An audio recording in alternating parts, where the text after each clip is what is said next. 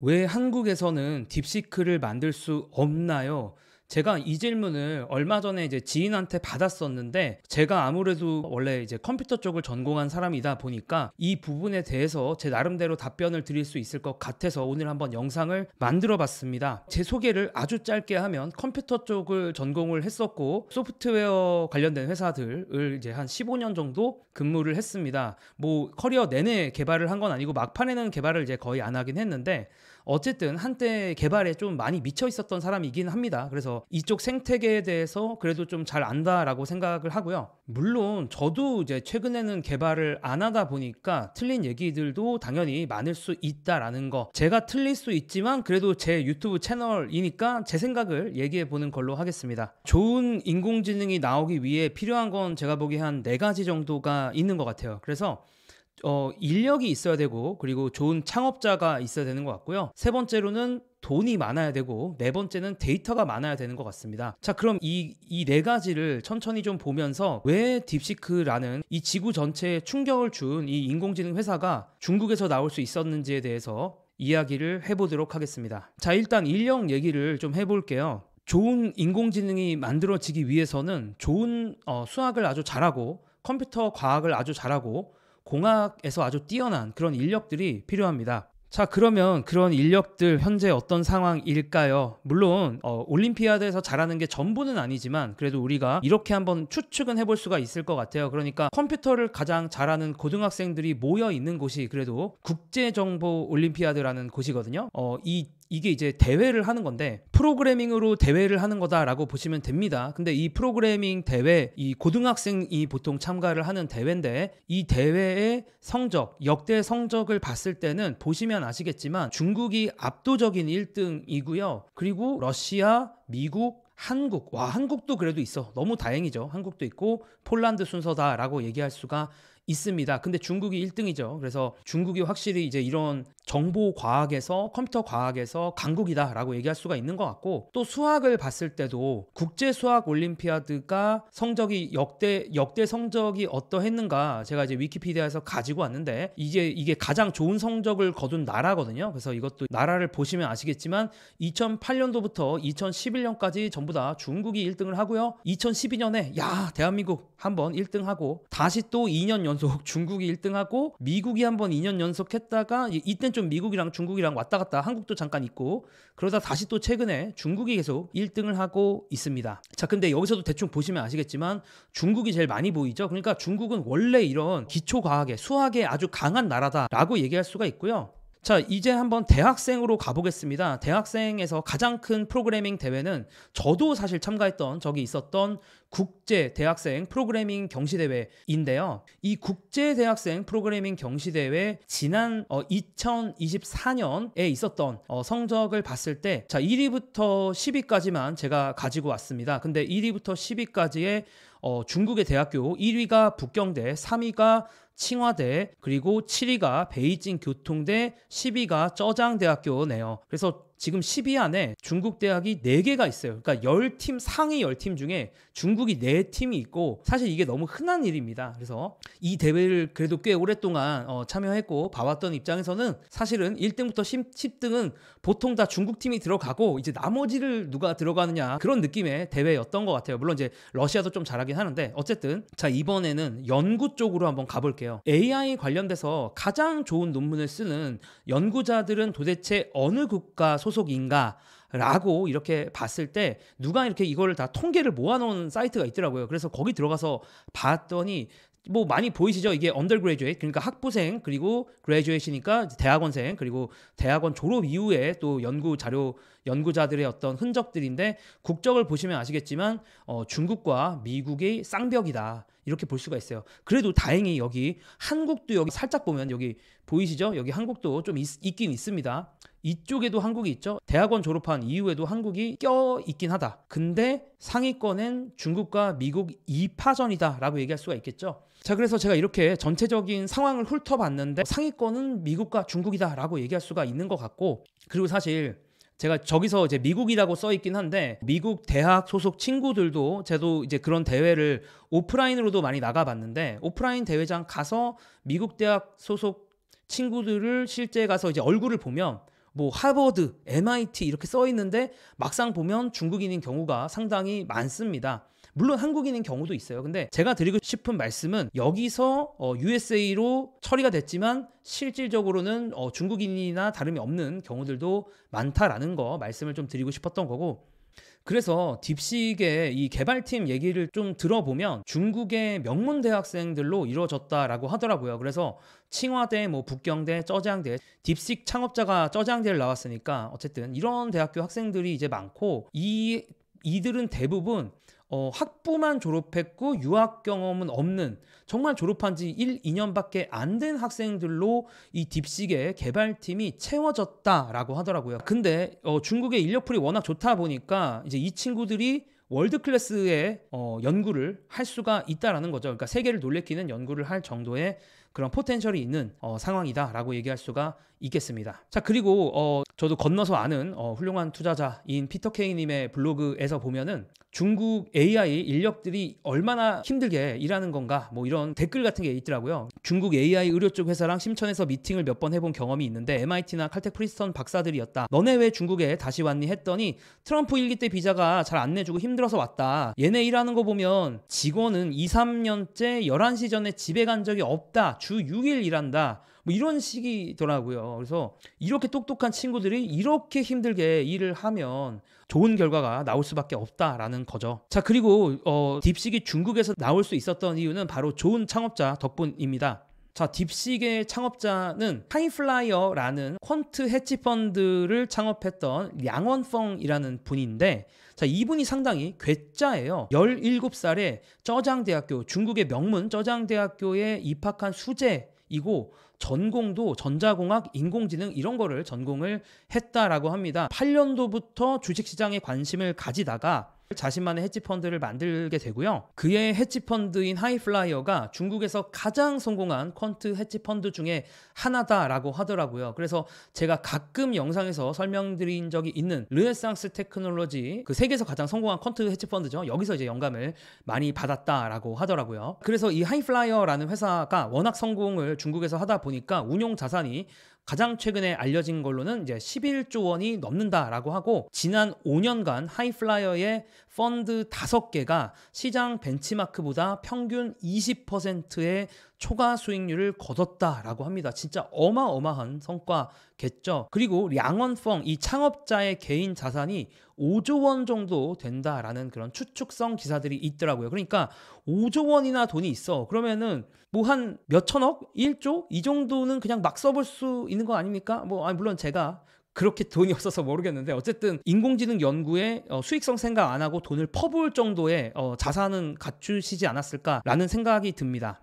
더군다나 이 량원펑 창업자가 뼛속까지 엔지니어다라고 하더라고요. 그리고 서서히 인공지능에 대해서 미쳤겠지만 2023년부터 완전히 이 창업자가 인공지능에 좀 미쳐버리면서 딥식이라는 AI를 개발하기 위한 연구회사를 만들게 된 거죠. 그리고 이 량원펑이 진짜 뼛속까지 엔지니어여서 실무에 깊이 관여하는 리더라고 하고요. 트레이더보다도 엔지니어로 인식되길 원할 정도, 이게 진짜 찐 엔지니어들 성향인데, 그래서 다른 모든 연구원들처럼 논문도 읽고 코드를 작성하기도 하고 소그룹 토론에도 참여할 정도라고 하더라고요. 와, 정말 대단하다는 생각이 저도 들었고, 세부 사항에서는 일선 연구원보다 뛰어나다라고 합니다. 이런 좋은 창업자가, 이런 기술을 아는 창업자, 기술에 정말 미쳐있는 창업자가 함께하면 당연히 직원들도 더 신이 나서 열심히 하지 않을까라는 생각이 듭니다. 그리고 또 이 창업자가 기술에 대한 워낙 열광하고 있다 보니까 아예 회사의 목표가 AGI를 만드는 거다. 인간 수준의 그런 인공지능, 범용적인 인공지능을 만드는, 그러니까 엄청나게 뛰어난 인공지능을 만드는 걸 아예 목표로 해버린 거야. 그러니까 목표가 진짜 높은 거죠. 오픈 AI가 목표로 하고 있는, 일론 머스크랑 목표가 똑같아.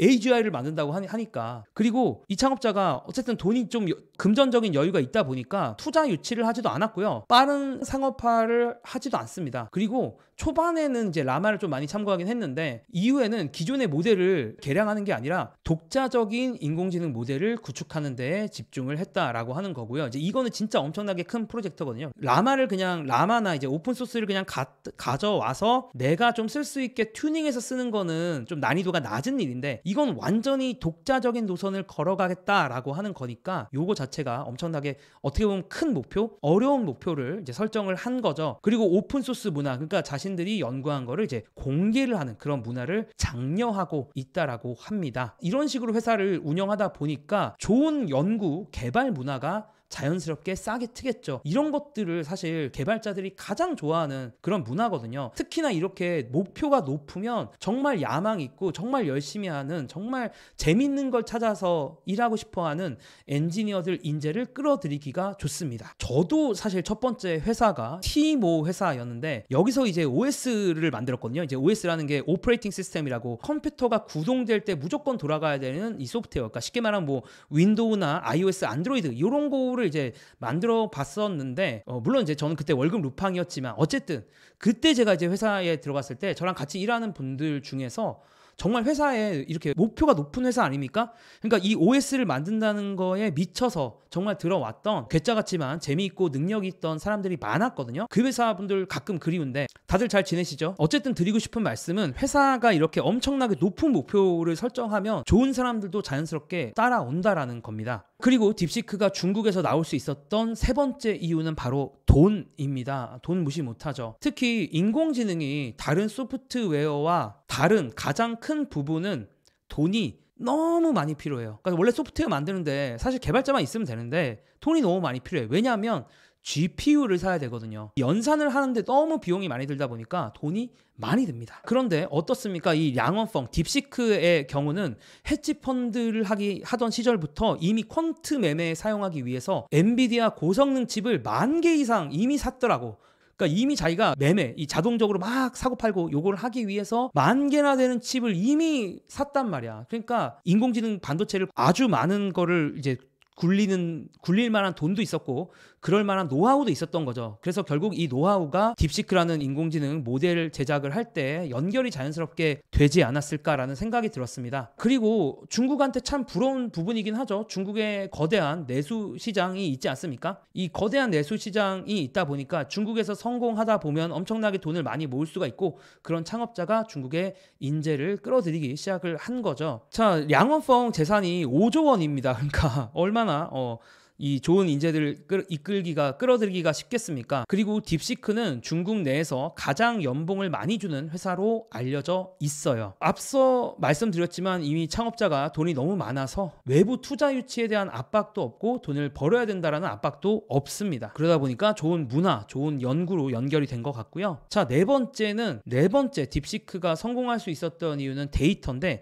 사실 이제 엄밀히 말하면 딥시크한테는 좀 마이너스 요소라고 보긴 해야 되는 것 같아요. 왜냐하면 어쨌든 원래 좋은 인공지능이 나오기 위해서는 고품질의 데이터가 필요한데 딥시크는 아무래도 다른 중국의 테크 회사랑 비교했을 때 데이터가 별로 없기 때문에 가장 뒤처졌다라고 보는 게 맞는 것 같긴 합니다. 다만 이 회사가 퀀트 헤지 펀드를 할 때부터 적은 데이터를 가지고 의미 있는 시그널을 추출하는 거를 잘해왔다라고 해요. 잘해왔으니까 뭐 돈을 벌었겠지. 근데 사실 퀀트 헤지 펀드가 하는 일과 인공지능 모델에서 하는 일이 은근히 비슷한 부분이 있어요. 왜냐하면 그 데이터를 갖고 의미 있는 신호를 딱 이렇게 포착을 해야 되니까 그 점은 좀 본질적으로 비슷한 게 아니냐. 그러니까 퀀트에서 했었던 데이터를 갖고 노는 노하우를 인공지능 모델을 만들면서도 어느 정도 사용하지 않았을까라는 추측을 해볼 수가 있는 거죠. 자, 이제 딥시크 얘기를 지금까지 쭉 했으니까 한국 상황을 좀 한번 보도록 하겠습니다. 자, 첫 번째 인력적인 부분을 얘기를 할 때는 그래도 아까 제가 보여드렸지만 나름 순위권에, 그러니까 우리가 뭐 1, 2, 3위 정도까지는 아니지만 한 4, 5위, 뭐 5에서 한 10위 사이에는 그래도 한국에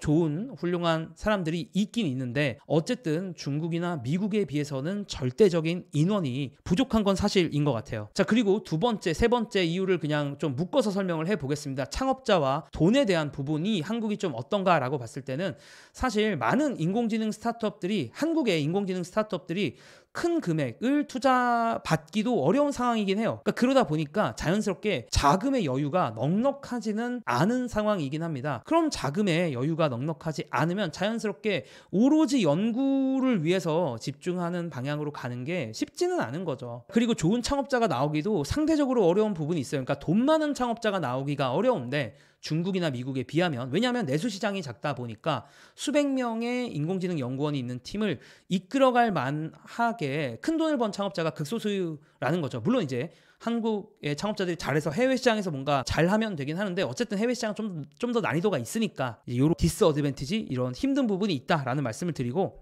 그리고 제가 정말 드리고 싶은 말씀은, 제가 뭔가 한국 생태계, 인공지능 생태계를 깔려는 의도는 전혀 없습니다. 저는 진심으로 한국의 인공지능 생태계, 스타트업들, 테크 회사들 다 응원을 하고 있고요. 한국의 많은 인공지능 스타트업들, 제 지인들도, 저랑 정말 친한 사람들도 인공지능 스타트업들 하는 사람들이 많은데 진짜 오늘 하루도 노력하고 있는 거 제가 너무 잘 알고 있거든요. 그래서 정말 다들 응원하고 있다라는 말씀 드리고 싶고, 진짜 많이 노력하고 있어요. 한국에서 진짜 이 테크 회사들도, 한국의 조금 큰 테크 회사들 중에 인공지능 하는 회사들도 많이 노력을 하고 있으니까 너무 저희 댓글로 좀 비판하진 않았으면 합니다.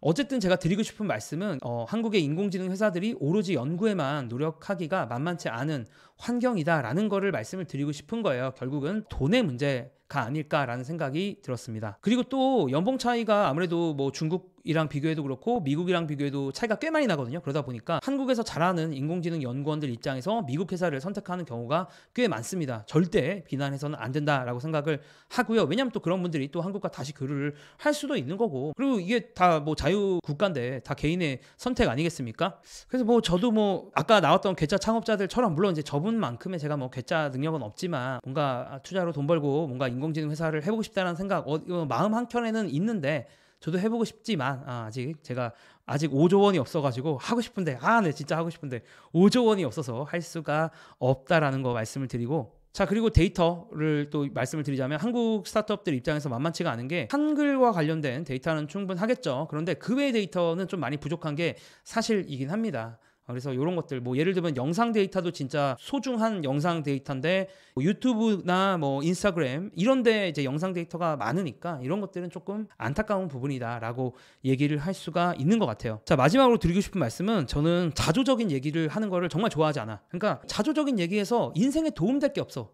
누군가를 비난하고 비판, 물론 저도 하죠. 하긴 하는데, 그런 생각만 하는 자세로, 그런 자세로 삶을 살아가는 건 인생에 1도 도움이 안 돼요. 그래서 뭐 이러니까 대한민국은 안 돼, 뭐 이런 결론 내리고 싶지도 않고 그런 생각을 하고 싶지도 않습니다. 제가 원하는 건 어떻게 하면 대한민국 인공지능 업계에서도 딥시크 같은 스타 회사가 나올 수 있을까, 이런 생각을 하는 걸 저는 좋아하기 때문에 어떻게 하면 지금 이 상황에서 우리가 더 잘 될까를 고민하고 싶습니다. 그래서 어떻게 하면 우리 개인 차원에서 또 국가 차원에서 좋은 인공지능 회사가 나올 수 있게 도와줄 수 있을까, 이런 거가 사실은 더 저의 개인 차원에서의 고민인 것 같고, 이거에 대해서 좀 생각해보는 시간이 있으면 좋지 않을까라는 생각을 하면서, 여러분들도 좋은 생각들이 좀 있으실 것 같아요. 그래서 그런 부분에 대해서 댓글을 좀 나눠보면 좋을 것 같고, 계속 제가 말씀드리지만 누군가 뭐 특정 집단을 비난하는 댓글 뭐 이런 거는 없었으면 좋겠습니다. 저도 평소에 당연히 뒷담화 하거든요. 저도 뒷담화 합니다. 인정하는데, 굳이 공개적인 공간에서 누군가를 이렇게 비판하고 비난하고 그런 거를 전 그러려면 유튜브를 하는 게 의미가 저한테는 없는 것 같아서 신신당부를 드리면서, 이 딥시크에 대해서 조금 더 궁금하시면 제가 좀 더 디테일한 컨텐츠를 만들어 볼까 싶긴 한데, 뭐 관련돼서 몇 가지 인터뷰나 이런 기사들이 좀 있더라고요. 그런 건 제가 이제 제 블로그에 또 글을 올렸으니까 고정 댓글에 제가 달아놓을 테니까 고정 댓글 보시면 딥시크라는 회사에 대한 이야기들을 찾아볼 수가 있다라는 말씀을 드리면서 저는 또 다음 인공지능이나 주식 영상으로 돌아오도록 하겠습니다. 감사합니다.